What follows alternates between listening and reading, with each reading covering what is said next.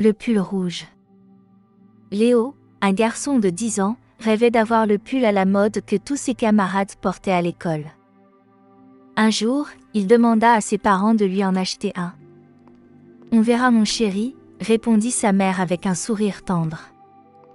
Les jours passèrent, et Léo ne vit jamais le pull arriver. Déçu, il lança à sa mère d'un ton froid « Vous ne pensez jamais à moi de toute façon ». Ces mots frappèrent sa mère en plein cœur, mais elle n'en montra rien. Cette nuit-là, après que Léo se fut endormi, elle sortit discrètement une pelote de laine rouge et se mit à tricoter. Elle passa des soirées entières à assembler les mailles, imaginant son fils sourire en découvrant son cadeau. Enfin, le pull fut terminé. Avec des yeux brillants d'excitation, elle le tendit à Léo. « Regarde mon chéri.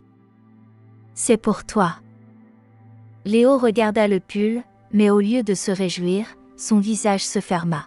« Ce n'est pas ce que je voulais. Les autres vont se moquer de moi. » Il tourna les talons et laissa le pull sur le canapé. Sa mère le ramassa doucement, ses mains tremblantes. Elle ne dit rien, mais cette nuit-là, elle eut du mal à trouver le sommeil. Quelques jours plus tard, un vent glacial souffla sur la ville. En rentrant de l'école, Léo sentit le froid mordre sa peau. Il n'avait rien d'assez chaud. En arrivant chez lui, il fouilla dans ses affaires et tomba sur le pull rouge. À contre-cœur, il le passa. Mais dès qu'il sentit la chaleur douce et enveloppante, une étrange émotion l'envahit. Le lendemain, il alla à l'école avec. À sa grande surprise, ses camarades l'admirèrent. « Trop stylé ton pull. D'où il vient ?» Léo baissa les yeux et murmura « C'est ma maman qui l'a fait. » Le soir, en rentrant à la maison, il trouva sa mère dans la cuisine. Sans un mot, il courut vers elle et la serra de toutes ses forces. « Pardon maman. J'ai été méchant avec toi.